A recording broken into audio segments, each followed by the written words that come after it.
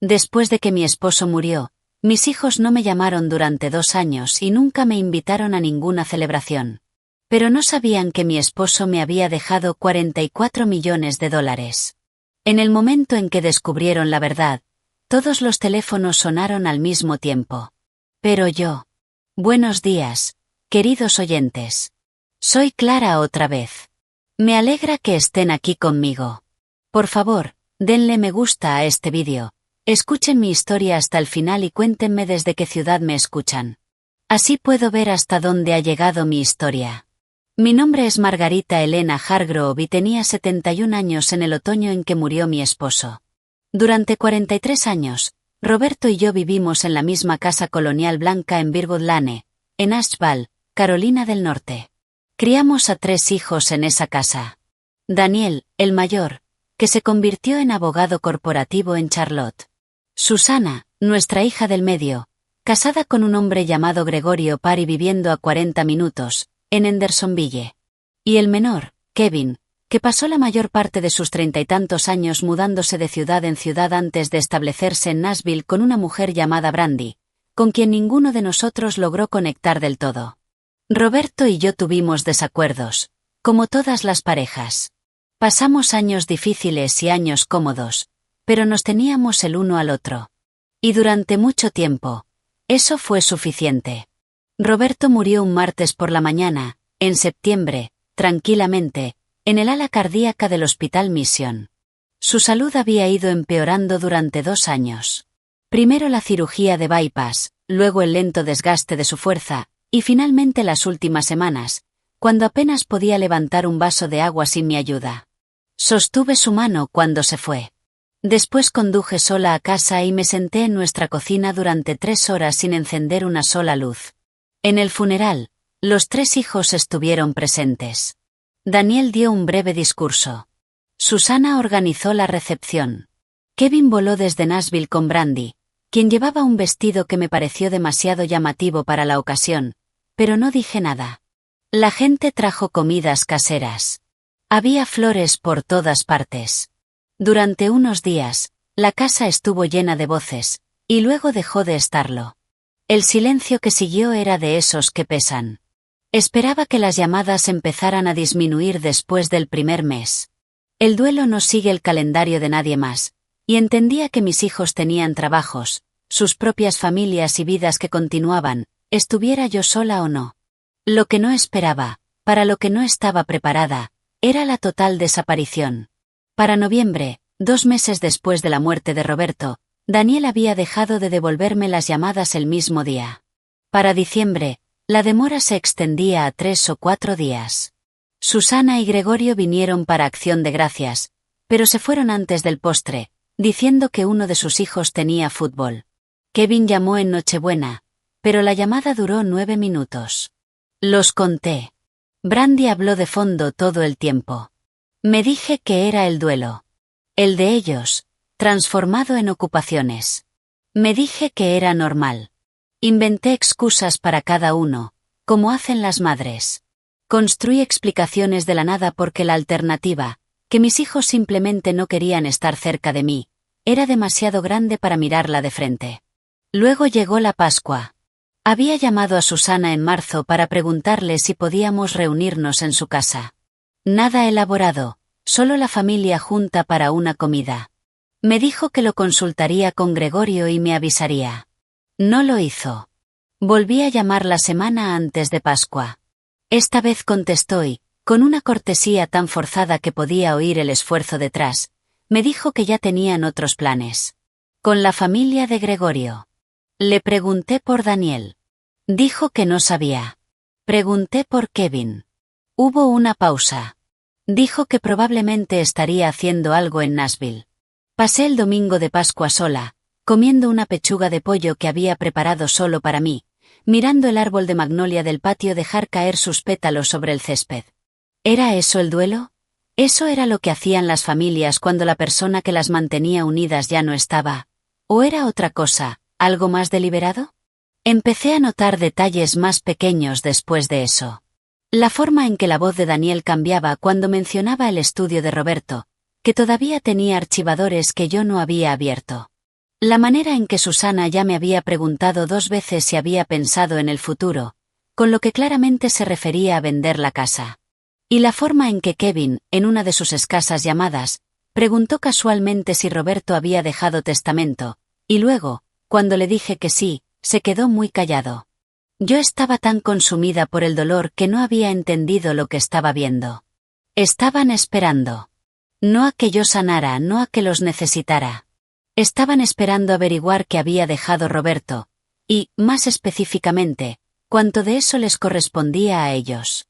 Los teléfonos habían dejado de sonar después del funeral, y ahora entendía, lentamente y con un escalofrío que no tenía nada que ver con el aire de noviembre, que el silencio nunca tuvo que ver con el dolor. Me senté con esa idea durante 2 semanas antes de hacer algo al respecto. Eso no es debilidad. Eso es lo que se siente cuando lo que más temías resulta ser cierto. No reaccionas de inmediato. Te quedas quieta, y sientes el peso de la verdad. Porque moverte demasiado rápido podría romper la poca certeza que aún te queda. Lo que sí sabía con certeza era esto: Roberto me había dejado bien protegida. Eso no fue una sorpresa para mí, aunque sí lo habría sido para nuestros hijos. Roberto siempre fue un hombre reservado con el dinero. No exactamente secreto, pero sí discreto, como muchos hombres de su generación, criados para creer que las finanzas no eran tema de conversación en la mesa. Había pasado 30 años construyendo y luego vendiendo una empresa regional de logística, reinvirtiendo con cuidado, viviendo de forma modesta y hablando muy poco de todo ello. Yo conocía lo esencial. Firmaba documentos cuando era necesario. Confiaba en él completamente, porque en 43 años nunca me dio una razón para no hacerlo. Después de su muerte, su abogado, un hombre cuidadoso y de voz suave llamado Guillermo Ashby, que había llevado los asuntos de Roberto durante más de 15 años, vino a casa para explicarme la herencia. Recuerdo esa tarde con claridad. La luz gris entrando por las ventanas del comedor. Una taza de té que olvidé beber. La voz medida de Guillermo leyendo cifras que se volvían cada vez más grandes de lo que yo esperaba. Cuando terminó, entendí que Roberto me había dejado aproximadamente $44 millones, distribuidos entre cuentas de inversión, propiedades, un fideicomiso familiar y una póliza de seguro de vida. Guillermo explicó la estructura con cuidado.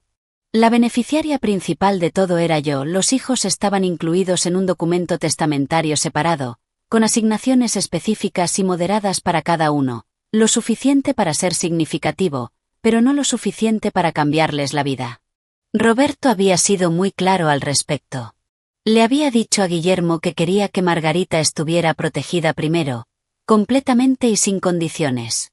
Lloré cuando Guillermo me lo contó, no solo por la cantidad, aunque eso también influyó, sino por saber que Roberto, incluso al final, había estado pensando en protegerme. No se lo dije a nadie. Guillermo me recomendó discreción, y seguí su consejo sin entender del todo por qué, más allá de una vaga intuición de que esa información cambiaría las cosas. ¿Qué razón tenía? Ahora, sentada en la cocina en una fría noche de abril, con una taza de té que esta vez sí bebía, empecé a contar el costo de ese silencio.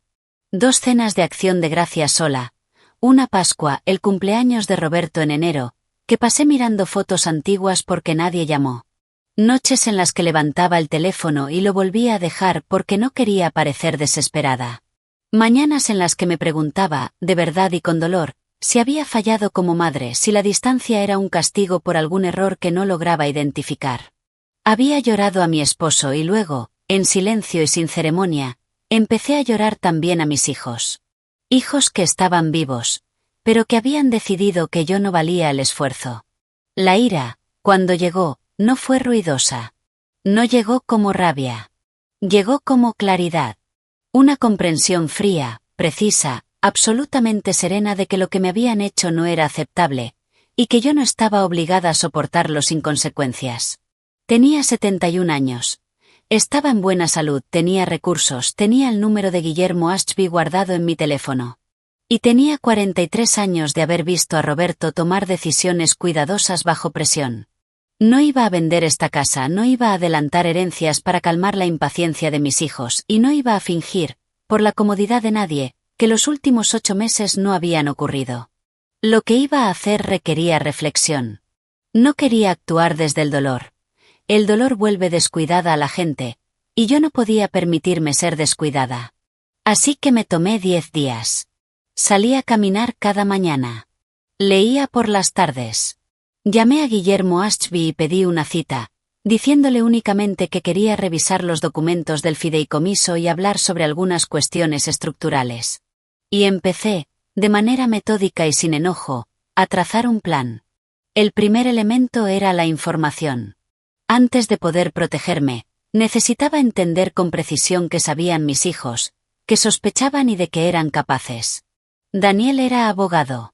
Eso lo hacía el más peligroso, porque entendía los mecanismos legales y sabría qué palancas mover si decidía impugnar la herencia. Susana era la arquitecta social de los tres, la que coordinaba, comunicaba y cuidaba las apariencias. Kevin era el más influenciable y el más propenso a dejarse llevar por Brandy, cuyo interés en la herencia de Roberto empezaba a sospechar que venía desde antes del funeral. 3 hijos, 3 amenazas distintas, y una madre que había dejado de fingir que no las veía. Levanté el teléfono y llamé a Guillermo Ashby.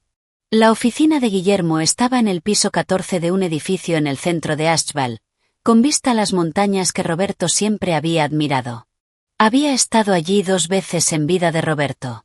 Una para firmar documentos relacionados con la venta de la empresa, y otra para una revisión de planificación patrimonial 3 años antes de que muriera. La oficina olía a café y a papel antiguo. Y Guillermo lucía exactamente como lo recordaba: cabello canoso, movimientos precisos y esa quietud particular de un hombre que ha pasado décadas escuchando las conversaciones más difíciles de otras personas. Se puso de pie cuando entré y estrechó mi mano con ambas. «Margarita», dijo, «me alegra que hayas llamado». Me senté frente a su escritorio y le conté todo. No las emociones. Esas me las guardé. Pero sí los hechos. 8 meses de silencio casi total. Las fiestas perdidas. El patrón de preguntas de cada uno sobre el testamento, la casa, el futuro. La evasión de Daniel. La presión apenas disimulada de Susana para vender. La única pregunta directa de Kevin sobre si existía un testamento. Guillermo escuchó sin interrumpir. Tenía un bloc legal frente a él, pero no escribió nada hasta que terminé. Luego dijo con cuidado: ¿alguno de ellos ha hecho alguna consulta formal? ¿Contactado al juzgado de sucesiones? ¿Solicitado registros? ¿Algo documentado? No lo sé, respondí. Y esa era la verdad. Asintió. Déjame hacer algunas averiguaciones por mi cuenta. Mientras tanto, quiero explicarte algo. Lo que siguió fue una conversación de 2 horas en la que he pensado muchas veces desde entonces.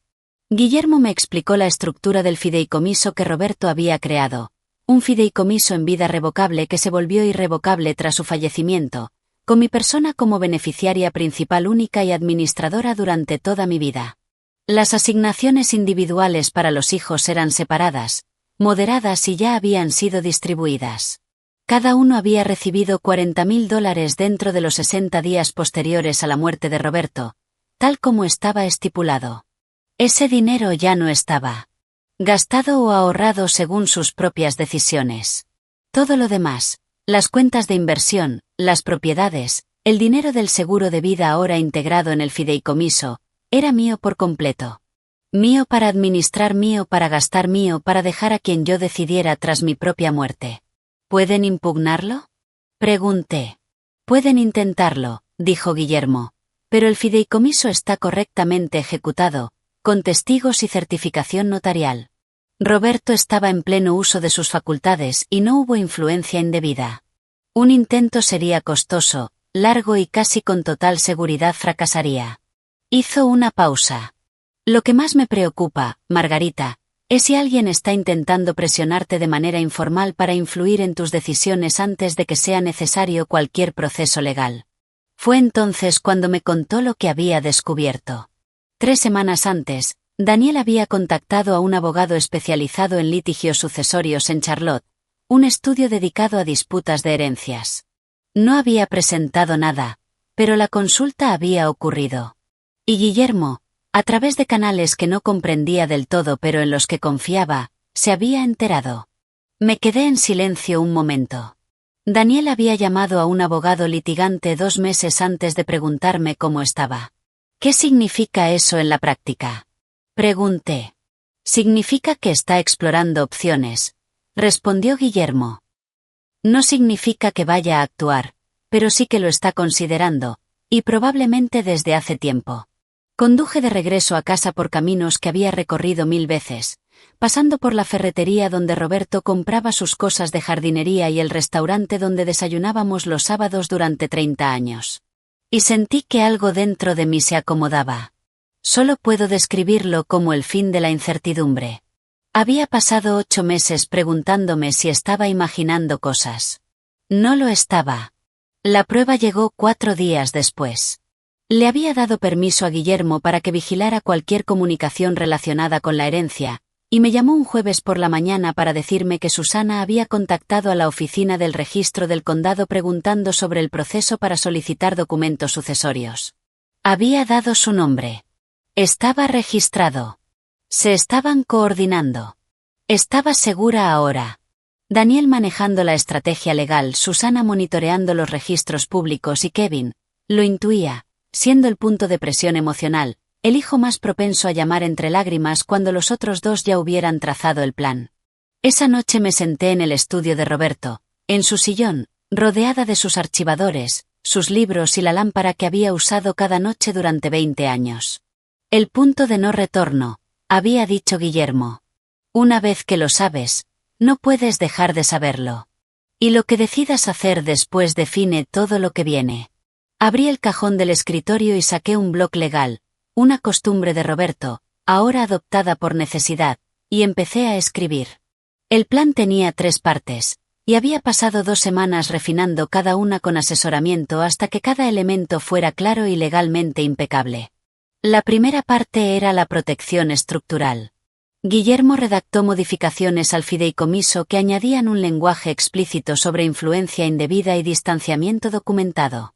No eran punitivas por sí mismas, pero dejaban un registro claro de que cualquier futura afirmación de ella no sabía lo que hacía no tendría base. También actualizamos mis documentos de representación médica y poder legal, eliminando a Daniel como apoderado, posición que Roberto le había asignado años atrás, antes de todo esto, y reemplazándolo por el propio Guillermo y mi mejor amiga, una mujer llamada Dora Clemente, que había sido mi vecina durante 22 años y que, a diferencia de mis hijos, siempre había estado presente. La segunda parte era la documentación. Pasé 3 noches revisando mis registros de llamadas, mis correos electrónicos y un diario que había comenzado en noviembre. Y compilé un registro factual y fechado de cada llamada no devuelta, cada fiesta ignorada, cada conversación en la que alguno de mis hijos había preguntado por el dinero, la casa o la herencia. Guillermo dijo que no lo necesitaba para defender el fideicomiso. Igual lo guardé. Porque creía, correctamente, como resultó, que llegaría el día en que alguien me diría que estaba recordando mal. La tercera parte fue la más deliberada, y la que más satisfacción me dio ejecutar. Le indiqué a Guillermo que enviara cartas formales a Daniel, Susana y Kevin. No amenazantes, no emocionales, solo informativas. Notificándoles que había contratado asesoría legal permanente para la gestión de la herencia, que cualquier consulta futura sobre los bienes de Roberto debía dirigirse a la oficina de Guillermo, y que yo había actualizado mis propios documentos patrimoniales, los cuales estarían disponibles para revisión tras mi fallecimiento. Las cartas se enviaron un miércoles. Para el viernes, los 3 teléfonos sonaron. Susana llamó primero, a las 8:15 de la mañana, un horario en el que no me llamaba desde hacía más de un año. Su voz era cálida de una forma que reconocí de inmediato, porque yo misma había usado ese tipo de calidez cuando intentaba manejar una situación en lugar de vivirla. Me preguntó cómo me sentía. Mencionó que los niños habían estado preguntando por su abuela. Y, muy casualmente, dijo que había recibido una carta de alguien llamado Guillermo Ashby. Es mi abogado, respondí. Ha estado gestionando la herencia de Roberto. Pausa. No sabía que tenías abogado, mamá. Roberto lo tuvo durante 15 años, dije. Yo he decidido continuar con él. Preguntó si podíamos vernos pronto. Quizá para almorzar. Le dije que revisaría mi agenda. Colgamos. Daniel llamó esa misma tarde, y no perdió tiempo en cortesías. Él también es abogado, y reconoció una maniobra legal en cuanto la vio. Me preguntó directamente si me preocupaba que la herencia estuviera siendo mal gestionada. Le respondí que no, y que precisamente por eso tenía representación legal. Dijo que la carta insinuaba que él había hecho algo inapropiado. Le dije que la carta no insinuaba nada de eso. Solo establecía un punto de contacto. Se quedó en silencio un momento, y luego dijo, con una frialdad medida: «Mamá, espero que no te hayan dado un mal consejo». «Yo también lo espero», respondí con amabilidad. «Dale saludos a Patricia». Kevin llamó esa noche, llorando. No con la cautela calculada de Susana ni la hostilidad controlada de Daniel. Era angustia genuina, algo desordenada, lo que confirmó mi sospecha de que él era el que los otros dos esperaban que me alcanzara emocionalmente. Dijo que extrañaba a su padre. Dijo que me extrañaba a mí. Dijo que sentía que la familia se estaba desmoronando y que no entendía por qué. Escuché. Le dije que yo también extrañaba a Roberto. Le dije que la familia requiere esfuerzo de todos los involucrados. No me disculpé y no ofrecí ninguna tranquilidad respecto a la herencia. Después de la llamada de Kevin, las llamadas cesaron. Entiendo lo que ocurrió en los días siguientes, aunque los detalles los supe más tarde. Daniel volvió a hablar con su abogado litigante y le dijeron que, sin una base legal sólida, cualquier intento sería como tirar dinero al fuego. Susana, al parecer, sugirió un enfoque distinto. Uno que requería paciencia y cercanía. El trabajo lento de volver a estar presentes hasta que yo bajara la guardia o me volviera lo suficientemente dependiente como para influir en mí. Kevin simplemente estaba afectado. Eso era Kevin. Se retiraron. No de forma permanente, yo lo sabía, sino temporalmente, para reorganizarse. Y por primera vez en muchos meses, sentí algo que no esperaba. Alivio. No victoria. Eso aún estaba por verse, si es que llegaba. Pero sí el alivio específico de dejar de dudar sobre con quién estaba tratando. Conduje hasta la Blurry Parwa un sábado por la mañana y caminé durante 2 horas por un sendero. Roberto y yo lo habíamos hecho cada primavera durante 30 años. Las montañas comenzaban a cambiar de color. El aire era frío y limpio. Comí un sándwich que había preparado en casa y tomé café de un termo, sentada en un mirador, observando cómo las nubes se desplazaban sobre la cordillera. Me di 4 días. 4 días para estar en calma, para que mi cuerpo descansara y mi mente se aquietara, para recordar que no era solo una mujer en medio de un conflicto legal. Era una persona y ese conflicto era solo una parte de una vida que pensaba seguir viviendo. Al 5.º día, volví a actuar. El primer intento de tentación llegó desde un lugar inesperado. Fue Kevin quien llamó, no llorando esta vez, sino sereno, de una manera que llevaba claramente la influencia de Brandy. Dijo que él y Brandy habían estado hablando y que habían llegado a la conclusión de que la distancia entre nosotros había sido tanto culpa suya como de cualquiera. Dijo que Brandy se sentía terrible por no haberse acercado después de la muerte de su padre. Dijo que querían arreglar las cosas. Y luego, tras una pausa lo suficientemente larga como para parecer ensayada, dijo que habían estado pensando en comprar una casa en Asheville para estar más cerca, para estar presentes para mí.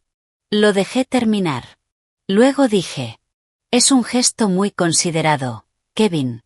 Asheville es una ciudad maravillosa.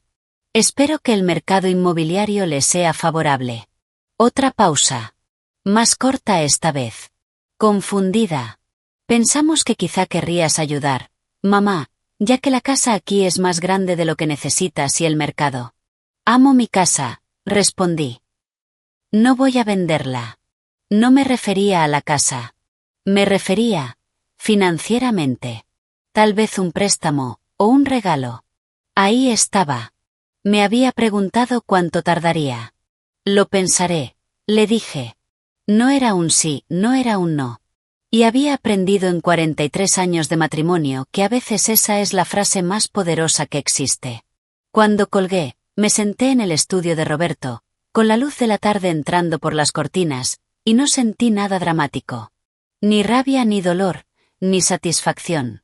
Solo una confirmación tranquila. Me habían mostrado quiénes eran en etapas, cada una revelando un poco más de lo que había debajo. Ahora Kevin había extendido la mano y mostrado la palma abierta, y yo podía ver que estaba vacía. ¿Qué sentí? Calma. Una calma que no nace de la ausencia de emoción, sino de la presencia de claridad. No llamé a Daniel para advertirle que sabía que se estaban coordinando. No llamé a Susana para confrontarla por la consulta en el registro. Los dejé observar. Porque observar era lo único que podían hacer por ahora, y porque cada movimiento que hacían hacia mí me revelaba más sobre sus intenciones. Pero entendí en esas semanas que necesitaba algo que Guillermo Ashby no podía darme. La protección legal era una cosa. La otra, la que no tenía nada que ver con fideicomisos, cartas o consultas, era simplemente no estar sola. Dora Clemente había sido mi amiga desde el año en que nos mudamos a Virgolane. Había visto crecer a nuestros hijos, había asistido al funeral de Roberto y había dejado una olla de sopa en mi puerta 3 días después de su muerte, sin tocar el timbre ni pedirme nada. Tenía 74 años, también viuda, aguda, con sentido del humor, y completamente inmune a cualquier cosa que no pudiera comprobarse con hechos. La llamé un martes por la mañana y le pregunté si quería salir a caminar. Caminamos durante 1 hora y luego nos sentamos en su cocina mientras preparaba un café fuerte, y le conté todo. No una versión resumida. Todo. Desde la cena de Pascua que nunca ocurrió hasta la carta de Guillermo, pasando por la llamada de Kevin sobre la casa en Ashval. Dora escuchó como escuchan las personas valiosas, sin interrumpir, sin apresurarse a consolar y sin fingir que la situación era menos grave de lo que realmente era. Cuando terminé, dejó su taza y dijo: Roberto siempre decía que había que estar atento a Daniel. Lo mencionó más de una vez. Nunca me lo dijo. No quería preocuparte. Hizo una pausa. Me lo dijo a mí. Esa información quedó entre nosotras por un momento. Roberto lo había visto. Lo había visto con suficiente claridad como para comentarlo con una vecina, y no conmigo, por un instinto de protección que amé y, al mismo tiempo, desearía que no hubiera tenido. ¿Qué necesitas de mí?, preguntó Dora. Se lo dije. Necesitaba que alguien conociera todo el panorama, necesitaba a alguien que pudiera testificar, si alguna vez llegaba a ser necesario, que yo estaba en pleno uso de mis facultades y con total claridad en cada decisión. Y necesitaba a alguien con quien cenar los viernes por la noche, porque el duelo pesa menos cuando no lo llevas sola. Dora dijo que sí a las 3 cosas sin dudar. En las semanas siguientes, amplié ese círculo con cuidado. Estaba mi médica, la doctora Sandra Akefer, que me atendía desde hacía 12 años y a quien le pedí que dejara constancia explícita de que gozaba de excelente salud cognitiva. Estaba mi pastor, Santiago Whitfield, que conocía a nuestra familia desde hacía décadas y que no se sorprendió por nada de lo que le conté. Y estaba una terapeuta llamada Carolina Riggs, que Guillermo me había recomendado discretamente. No porque yo estuviera en crisis, sino porque, como dijo Guillermo, un registro profesional de tu claridad mental y estabilidad emocional vale más de lo que imaginas y esto alguna vez se disputa. Fui a ver a Carolina 2 veces al mes. Yo hablaba, ella escuchaba y a veces hacía preguntas que me obligaban a pensar antes de responder. Fue útil de formas que no había anticipado. Durante ese tiempo, mis hijos permanecieron en silencio, observando, tal como había previsto. Podía sentir esa vigilancia en el ligero retraso al devolver llamadas, en la neutralidad cuidadosamente calculada de los mensajes ocasionales de Susana, en los contactos esporádicos de Kevin que parecían diseñados para evaluar más que para conectar. Que observaran, pensé. No tenía nada que ocultar, y mucho que demostrar. Vinieron un sábado a principios de noviembre, los 3. Eso me dijo de inmediato que la visita estaba organizada, no improvisada. Daniel llegó en coche desde Charlotte con su esposa, Patricia. Susana y Gregorio llegaron 20 minutos después. Lo que sospeché era una puesta en escena deliberada, dando tiempo a Daniel para instalarse antes de que llegaran los refuerzos. Kevin y Brandy volaron desde Nashville, lo que implicaba un gasto suficiente como para entender lo en serio que se estaban tomando ese encuentro. Yo ya sabía que venían. Susana había llamado 3 días antes con lo que presentó como una sugerencia casual. Una reunión familiar, nada formal, solo para reconectar. Usó esa palabra, reconectar, con la entonación de alguien que la había practicado frente al espejo. Dije que sí. Rechazar habría sido un error. Quería ver qué habían preparado, quería verlos representarlo. Esa mañana horneé un bizcocho para el café. No iba a ser la mujer que recibiera a sus hijos con la cocina vacía y la mandíbula tensa. La casa estaba cálida, limpia y olía a canela. Y cuando llegaron, saludé a cada uno con la misma afectuosidad medida que ofrecería a cualquier persona sobre la que no estuviera segura. Tomé sus abrigos, serví café, pregunté por el viaje. Durante la primera hora, fue casi convincente. Daniel se sirvió café y habló de la expansión de la oficina de su firma. Patricia preguntó por mi jardín y pareció realmente interesada, lo que la convirtió en la persona más agradable de la sala. Los hijos de Susana, al parecer, habían ganado algo en fútbol, y ella lo describió con entusiasmo, con esa energía particular de alguien que sabe que está siendo observada y actúa la calidez en consecuencia. Kevin me mostró fotos en su teléfono de un apartamento en Nashville que él y Brandy habían pintado ellos mismos. Brandy sonreía en los momentos adecuados y hablaba poco. Escuché todo, participé cuando correspondía, y esperé. Como se espera cuando sabes que cierta conversación va a llegar y solo tienes que permitir que lo haga a su propio ritmo. El cambio llegó cuando Gregorio Parr se disculpó para ir al baño y Daniel se inclinó hacia adelante en su silla y habló con ese tono que usa cuando se dirige a un jurado. Mamá, tenemos que hablar de la herencia. Ahí estaba. Lo dijo con suavidad, eso se lo reconozco. Lo planteó completamente como una preocupación. El lenguaje del cuidado, usado al servicio de otra cosa. Dijo que ninguno de ellos había querido cargarme mientras yo estaba de duelo, pero que estaban preocupados. Que la herencia era grande y compleja. Que gestionarla sola, a mi edad, era una tarea importante. Que querían involucrarse, no para interferir, sino para ayudar. Usó la palabra ayudar 4 veces en 3 minutos. Lo conté. Susana se sumó. Dijo que había estado leyendo sobre la administración de fideicomisos, lo que me resultó irónicamente sombrío, considerando que esa lectura había incluido una visita a la oficina del registro del condado, y que había dudas sobre si los honorarios de Guillermo Ashby eran adecuados, si la estrategia de inversión era sólida. Si yo había consultado una segunda opinión independiente. Claramente había preparado sus puntos y los expuso con la fluidez de alguien que los había ensayado en el coche de camino. Kevin dijo en voz baja que simplemente no quería que me pasara nada malo. Su voz era sincera. Esa era la parte más cruel. Él lo decía en serio, y los otros lo estaban utilizando. Brandy no dijo nada. Estaba sentada con las manos entrelazadas, observándome con una neutralidad cuidadosa que, paradójicamente, me pareció más honesta que cualquier cosa que los demás hubieran dicho. Los dejé terminar. Me serví una segunda taza de café con calma, dejé la cafetera en su lugar, y entonces hablé. Aprecio que estén preocupados. Guillermo ha gestionado esta herencia de forma competente durante 15 años y seguirá haciéndolo. Las inversiones están funcionando bien. Estoy en excelente estado de salud, como ha documentado mi médica. Y no voy a hacer ningún cambio en la estructura del fideicomiso. Daniel dijo que eso no era lo que estaban sugiriendo. Dije que entendía perfectamente lo que estaban sugiriendo, y que mi respuesta era la misma.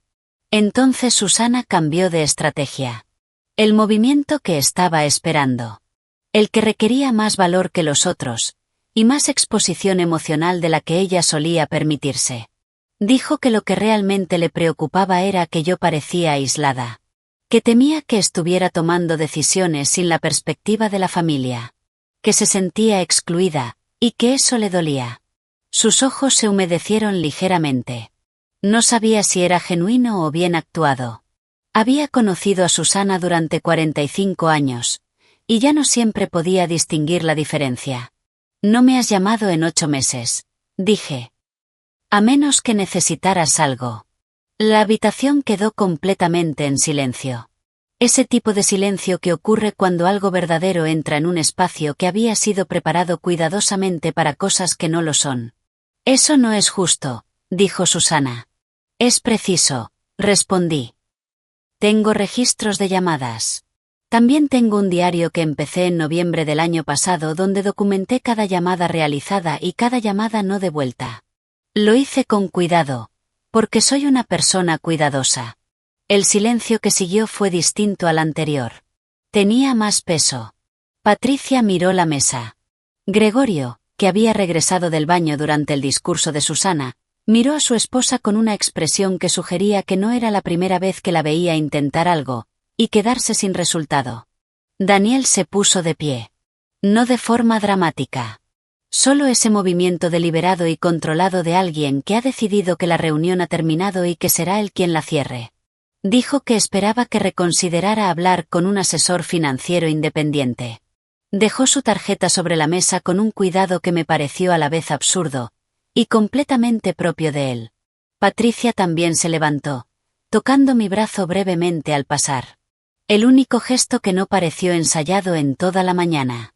Se fueron con 20 minutos de diferencia entre unos y otros. Kevin fue el que más se quedó. Me abrazó en la puerta con sinceridad, como cuando tenía 7 años y se caía de la bicicleta y necesitaba algo firme a lo que aferrarse.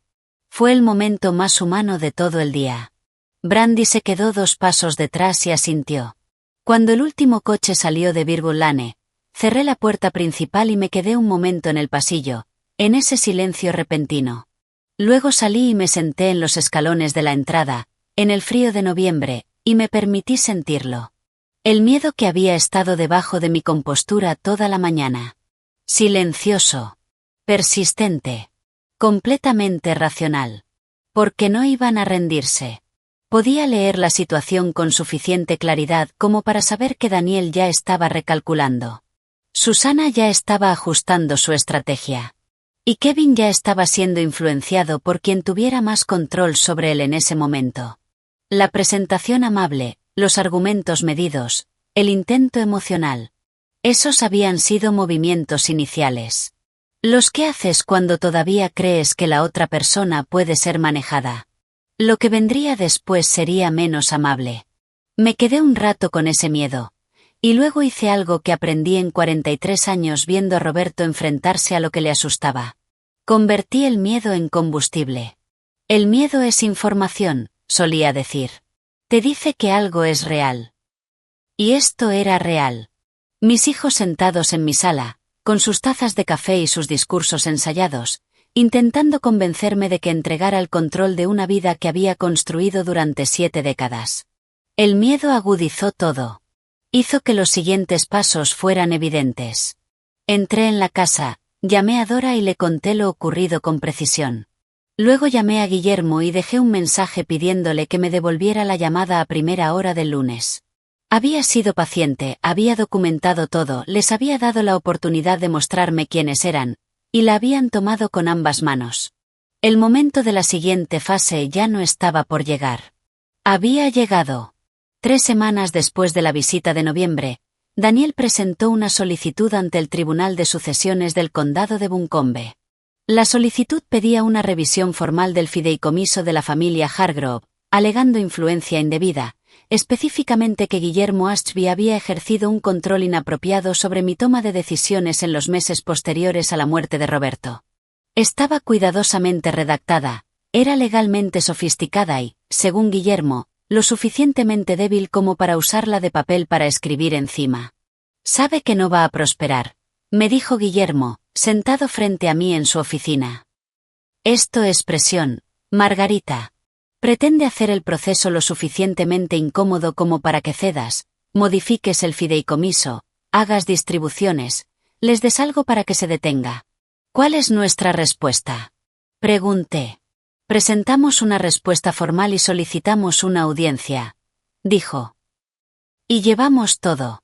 La audiencia se programó para un martes a principios de diciembre, en una sala del 4º piso del Tribunal del Condado de Buncombe. Me vestí con cuidado esa mañana. Un traje de lana gris oscuro que había comprado años atrás para una cena de aniversario de la empresa de Roberto. Creo que me veía como lo que era. Una mujer completamente dueña de sí misma. Guillermo se había preparado con meticulosidad. Nuestra documentación era contundente. 2 años de registros financieros que mostraban una gestión competente y conservadora del fideicomiso. El informe de la doctora Akefer certificando mi salud cognitiva. Las notas profesionales de Carolina Rix, presentadas con mi consentimiento, que confirmaban mi claridad mental, estabilidad emocional y la cronología de mis decisiones. La declaración firmada de Dora describiendo el distanciamiento y mi estado mental. Y los registros de llamadas, los correos, el diario, cada llamada no devuelta, cada fiesta ignorada, cada conversación en la que el dinero aparecía antes que el afecto. También teníamos algo que Daniel no había previsto. Guillermo había obtenido, por vías legales, el registro de la consulta de Daniel con el bufete de litigios en Charlotte. La consulta que ocurrió 2 meses antes de que Daniel me enviara siquiera un mensaje preguntando cómo estaba. No era ilegal, no era confidencial, porque Daniel no había contratado al bufete. Era simplemente un hecho documentado. Mi hijo había investigado cómo impugnar la herencia de su padre, antes de preocuparse por si su madre podía dormir por las noches. La audiencia no fue larga. Daniel presentó su caso a través de su abogada, una mujer competente y seria que argumentó con eficacia e hizo el mejor uso posible de un material claramente insuficiente. La acusación de influencia indebida requería demostrar que yo no tenía juicio independiente. Y todo lo que presentamos demostraba exactamente lo contrario. Mi médica, mi terapeuta, mi abogado, mi amiga. Todo era consistente, documentado y fechado. Guillermo presentó nuestra respuesta con la calma de alguien que ha pasado décadas en salas exactamente como esa. La jueza, una mujer metódica llamada la honorable Diane Peterson, le hizo varias preguntas a la abogada de Daniel sobre la evidencia específica que sostenía la acusación. Las respuestas fueron vagas. Porque la evidencia era débil. Entonces la jueza Peterson se volvió hacia nuestra documentación. Leyó en voz alta el registro de la consulta, la fecha, el nombre de Daniel, el nombre del bufete de Charlotte, y luego hizo una pregunta con una neutralidad precisa que recordaré el resto de mi vida. Abogada, ¿puede explicar al tribunal por qué el solicitante estaba investigando litigios sucesorios antes de haber hecho cualquier intento documentado de contactar directamente a la administradora? No había una buena respuesta para eso. Daniel, sentado detrás de su abogada, se quedó completamente inmóvil. Susana, que había asistido como espectadora y estaba sentada 3 filas atrás, miró su teléfono. Kevin no estaba en la sala. Al parecer, no había querido presentarse para esa parte. La abogada de Daniel solicitó un breve receso. Fue concedido. En el pasillo, a través del panel de vidrio de la puerta de la sala, observé a Daniel y a su abogada conversar. Su compostura, que hasta entonces había sido notable, tenía una grieta. Podía verlo en la forma de sus hombros. La postura de un hombre que había estado convencido de que el juego estaba a su favor, y ahora estaba recalculando. Cuando regresaron, su abogada informó al tribunal que el solicitante deseaba retirar la petición. La jueza Peterson dijo que el tribunal dejaría constancia del retiro. Me quedé completamente quieta, mirando al frente. Cuando la audiencia terminó y la sala se vació, Guillermo me estrechó la mano. Dora, que había estado sentada a mi lado todo el tiempo, apretó mi brazo. Agradecí al secretario del tribunal por costumbre y bajé los 4 pisos por las escaleras, saliendo al frío de diciembre. Las montañas estaban claras y pálidas bajo la luz invernal. Me quedé un momento en las escalinatas del tribunal, respirando el aire frío, y sentí que algo se acomodaba definitivamente en su lugar. No era triunfo. Era algo más silencioso. La sensación de que un peso largo e invisible se levantaba gracias al mecanismo simple y final de la verdad. Los días posteriores a la audiencia fueron muy tranquilos. Ese silencio era distinto al del año anterior. No era el silencio tras la muerte de Roberto. Ni el de las llamadas no devueltas. Ni el de las fiestas pasadas en soledad. Era el silencio de la resolución. El silencio de una habitación después de abrir una ventana, cuando el aire finalmente cambia. Daniel no llamó. Susana no llamó. Kevin llamó una vez, 3 días después de la audiencia. Una conversación breve e incómoda que giraba alrededor de su propio centro sin nombrarlo nunca. Dijo que las cosas se habían complicado. Que lo sentía. Que esperaba que pudiéramos encontrar la forma de volver a algo. Le dije que yo también lo esperaba. Y lo decía en serio. Colgamos sin hacer planes. Había asuntos prácticos que resolver, y los resolví con el mismo cuidado metódico que había aplicado a todo lo demás. Guillermo envió cartas formales actualizadas a los 3 hijos dentro de las 2 semanas posteriores a la audiencia. Las cartas eran breves y precisas. A la luz del intento de impugnación del fideicomiso de la familia Hargrove, había realizado modificaciones en mis propios documentos testamentarios. Los documentos que regían la distribución del fideicomiso tras mi muerte. Los nuevos documentos reflejaban mis deseos actuales, revisados de forma cuidadosa y profunda para tener en cuenta todo lo que había aprendido sobre el carácter y las decisiones de mis hijos durante los 14 meses anteriores. Los términos específicos eran, como era mi derecho, completamente privados. El hecho de la modificación no lo era. Quiero ser clara sobre lo que significaban esos cambios, y lo que no. No desheredé a mis hijos en un momento de rabia. Eso no ocurrió. Y no habría sido coherente ni con quien soy yo, ni con lo que Roberto habría querido. Lo que hice fue redistribuir. De manera deliberada y con la guía de Guillermo. De una forma que reflejara compromiso demostrado, no proximidad biológica. Las personas que estuvieron presentes, realmente presentes, no estratégicamente presentes, fueron reconocidas en consecuencia. Y quienes trataron mi duelo como una oportunidad, también lo fueron. Los números eran silenciosos. Las consecuencias, reales. Daniel recibió la carta de Guillermo y, según la red profesional de Guillermo, ese pequeño mundo interconectado del ámbito legal en Asheville, consultó por tercera vez al bufete de Charlotte. La respuesta fue definitiva. Sin una base legal viable, con el historial documentado del retiro de la petición y la pregunta directa de la jueza registrada, y con la solicitud de honorarios que Guillermo había presentado por los costos de defensa del fideicomiso, cualquier intento adicional no solo fracasaría. Aceleraría su propio fracaso y aumentaría los costos. Daniel no volvió a presentar nada. Lo que hizo en cambio, y esto lo supe más adelante, poco a poco, a través de esa información periférica que llega cuando has vivido décadas en una ciudad, fue enfrentarse a las consecuencias profesionales de lo que ya había ocurrido. La petición y su retirada eran registros públicos. La comunidad legal del condado de Buncombe no era grande. La pregunta de la jueza Peterson, esa pregunta precisa y devastadora sobre el orden de los hechos, había sido escuchada por personas que recuerdan. Su reputación de buen criterio, que es la moneda más importante para un abogado litigante que construye su carrera, había sufrido una grieta. Seguía ejerciendo. Pero, por lo que entendí, no le estaban ofreciendo los casos que esperaba a esa altura de su carrera. Si eso cambiaría, sinceramente no lo sé. Y no dediqué mucho tiempo a pensarlo. Susana llamó a la oficina de Guillermo 2 veces en enero, haciendo preguntas técnicas sobre la estructura del fideicomiso. Preguntas que, según Guillermo, eran más específicas y mejor informadas que antes, lo que sugería que había investigado más o incluso contratado a alguien para asesorarse. Guillermo respondió lo que estaba legalmente obligado a responder, y no fue más allá. No volvió a llamar.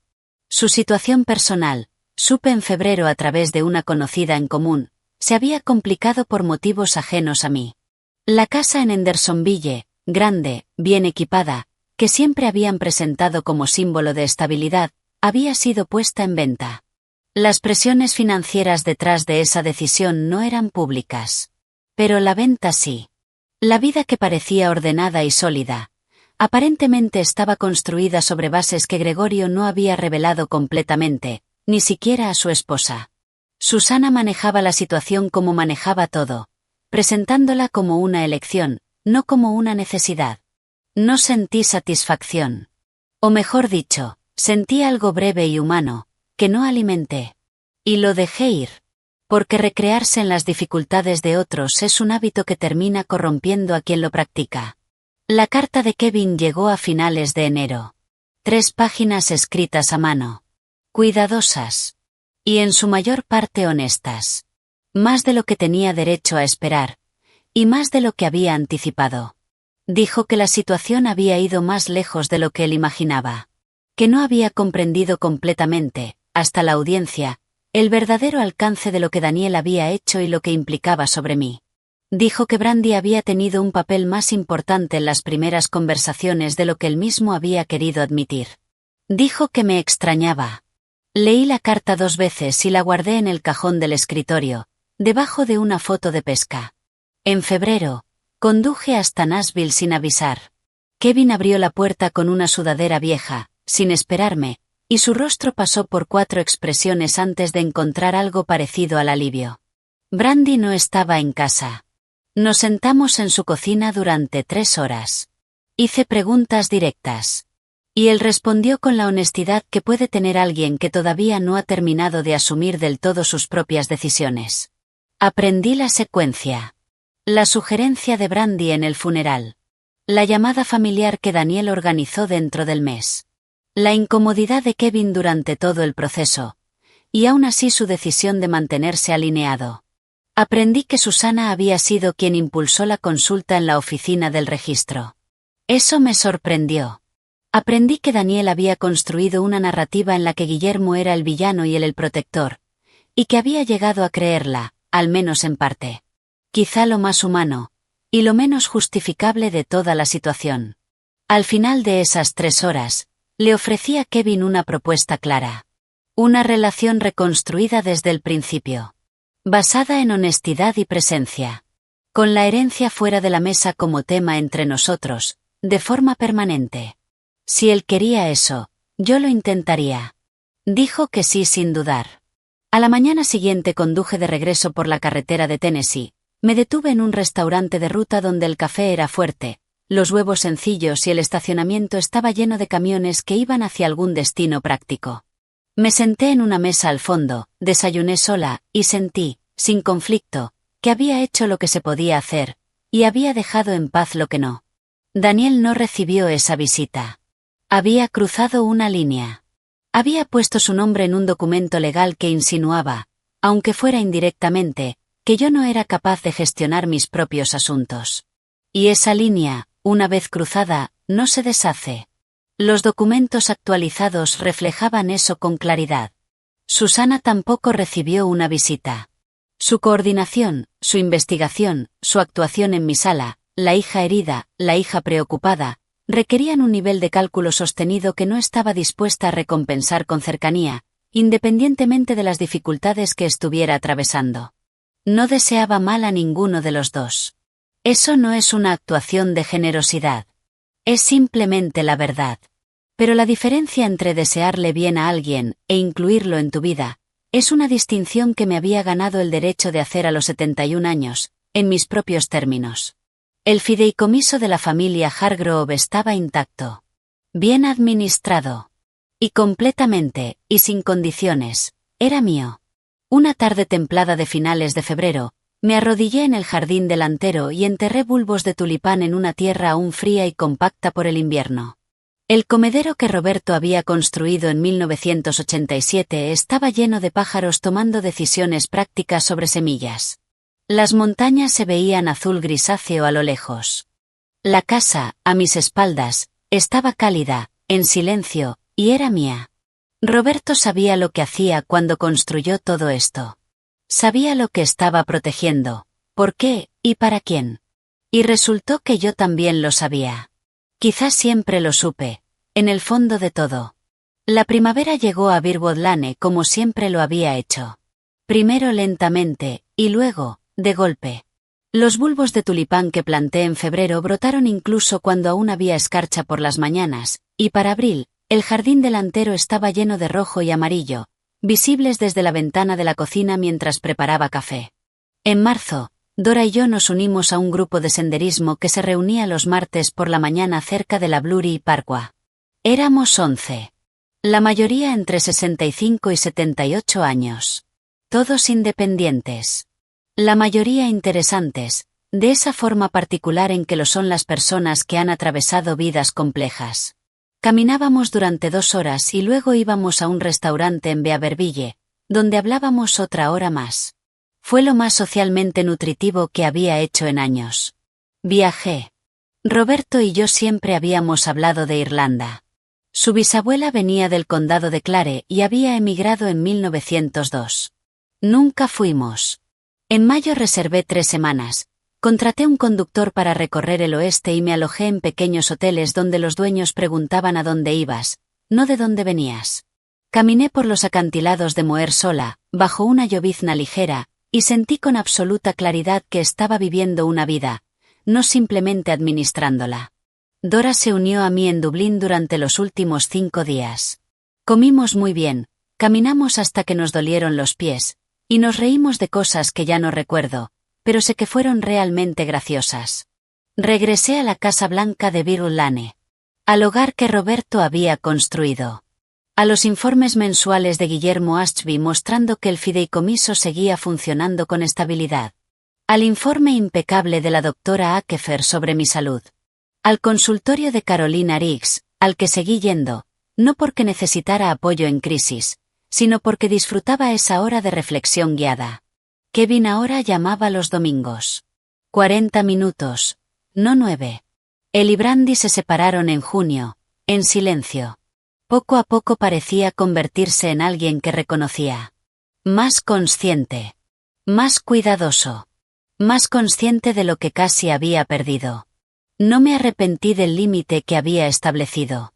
Él lo había respetado completamente. En cuanto a Daniel y Susana, supe lo que supe como se aprende a los 71 años. Por la visión periférica, y por conversaciones ocasionalmente indiscretas de conocidos en común. La petición de Daniel y su retirada pública no pasaron desapercibidas en la comunidad legal de Ashval. Un mundo pequeño, conectado de formas que él no había considerado del todo. Su reputación de buen juicio tenía ahora una grieta fina. Seguía ejerciendo. Pero no estaba recibiendo los casos que esperaba. El matrimonio de Susana y Gregorio, que parecía ordenado y funcional, resultó estar sostenido por presiones financieras que Gregorio no le había revelado completamente. Para septiembre, habían puesto la casa de Hendersonville en venta. No por elección. Por necesidad. No supe a dónde pensaban mudarse. No pregunté. No había deseado dificultades para mis hijos. Simplemente había decidido no protegerlos de las consecuencias de sus propias decisiones. La diferencia es importante, aunque entiendo que desde fuera no siempre lo parezca. En octubre, Guillermo me dijo durante una cena que, en 30 años de ejercicio, nunca había visto una documentación tan completa ni una compostura tan constante en una clienta. Lo recibí como un cumplido, y también como algo que Roberto habría dicho, con otras palabras. Él no solo me dejó dinero. Me dejó un modelo. Un modelo de lo que significa ser cuidadosa, honesta y paciente al manejar cosas complejas. Una noche de jueves en noviembre, me senté en su sillón en el estudio, con una copa de vino y un libro al que apenas le prestaba atención, y pensé. Esta es una buena vida. No fácil. No sin pérdidas. Pero buena. Genuinamente, profundamente, innegablemente buena. Afuera, la magnolia ya había perdido todas sus hojas. Las montañas habían vuelto a ese azul grisáceo del invierno. Pasé la página. ¿Qué habrías hecho tú? Si los teléfonos se hubieran quedado en silencio tras tu mayor pérdida, y solo volvieran a sonar cuando había algo que ganar. ¿Qué habrías elegido? Déjame tu respuesta abajo, y gracias, de verdad, por quedarte conmigo hasta el final.